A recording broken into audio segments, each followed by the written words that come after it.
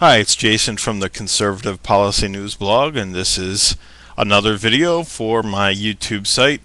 On this video, I will talk about three things that are essentially current events, and they are important parts of my ongoing archaeological project. If you've watched my earlier videos, my videos introducing this site, you'll understand what I mean by that. There are things I find in my research that you probably didn't hear about, but I think are things that are very valuable for people to know. Very valuable to get a kind of a deeper perspective of what's going on in the world. So the first thing I wanted to talk about was there is a book that's just recently been released by a Bulgarian historian. His name is Monchil Metodiev, and it is a book called Between Faith and Compromise.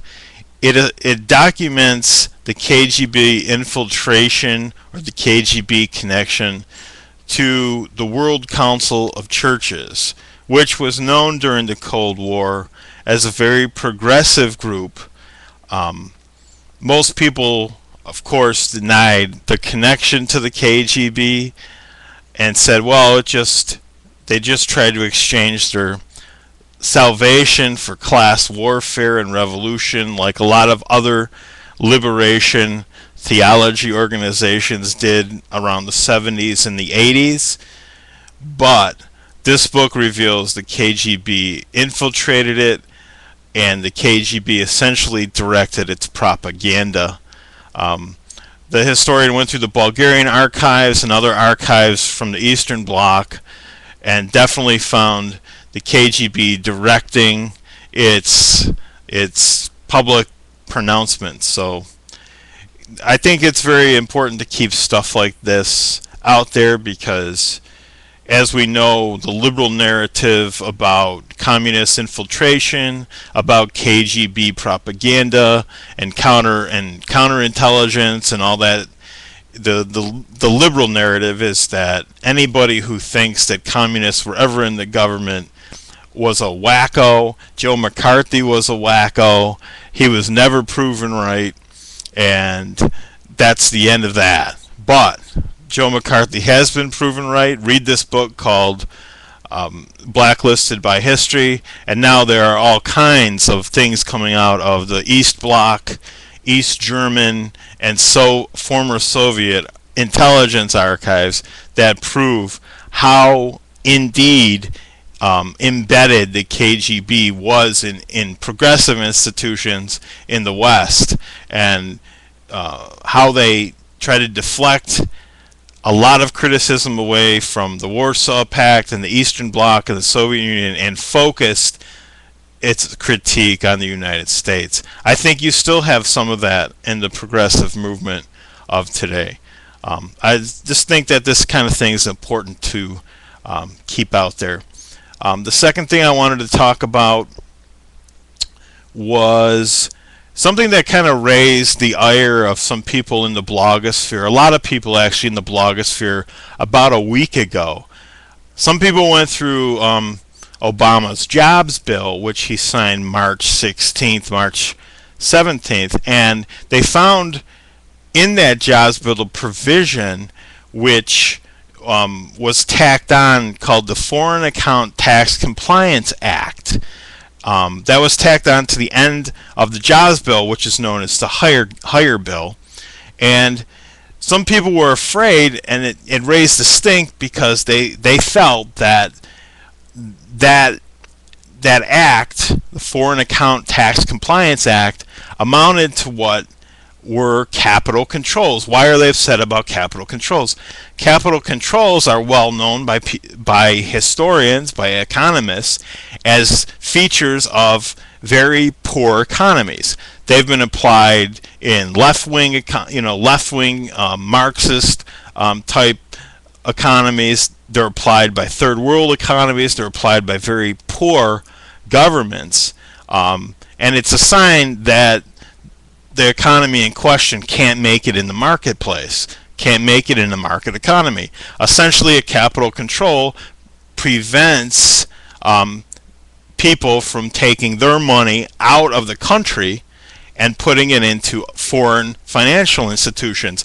During the Soviet era, for instance, or even I think in Italy, they did this because they had so much capital controls. There was a black market in taking money out of the country, taking it across the border. People made millions of dollars being couriers, taking money across the border so people can invest their money in more lucrative and freer markets. But I did some research, and although some people were kind of hysterical saying this is essentially a capital control, it's not. But it really is the path towards a capital control. And it does, I think, restrict the flow of capital, and it's certainly not something that's associated with the free market like the United States, like what we're used to in the United States.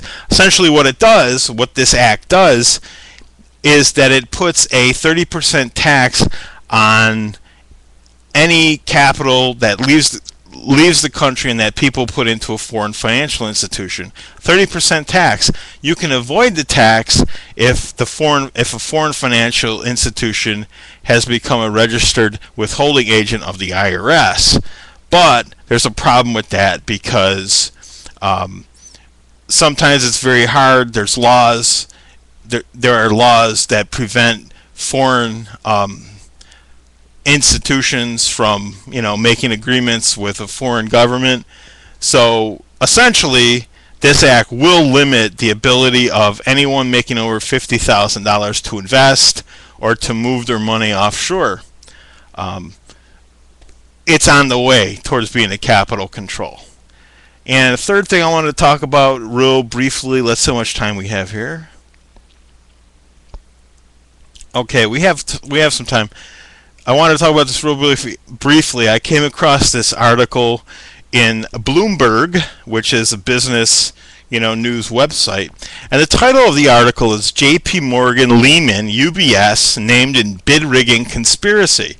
And I guess the point I wanted to bring up about this is it's really interesting because it's really interesting, and it shows that there's something going on, that they're really trying to hide this massive litigation from people. The government and the banks are in collusion, it seems, almost to hide this massive fraud that was perpetrated on the American people. Now, what is this? What is this story about? In 2006, it was found that one of the biggest rip-offs ever happened on Wall Street, and that was this bid rigging to the tune of trillions of dollars in the municipal bond market. Okay. Essentially, the government found who was responsible, and they named this company called CDR Financial Products and a couple of executives, a couple of other individuals who were executives. Essentially, what they found was that the bid rigging, the federal government allows, in Wall Street, they allow you to do competitive bidding on investments in the municipal bond market, and that's meant to ensure fair returns. What the government charges this CDR Financials with is that they ran sham auctions, okay, that allowed the banks to pay below market interest rates to the local governments. Now, what happened was this CDR Financial on March 24th had to file their defense, papers with the court, and in their exhibits, they included a list of all these banks that they named their co-conspirators. And the government and the bank are like Bear Stearns, Bank of America, General Electric's financial arm, J.P. Morgan Chase, Lehman Brothers, UBS, the Royal Bank of Canada, and Wachovia.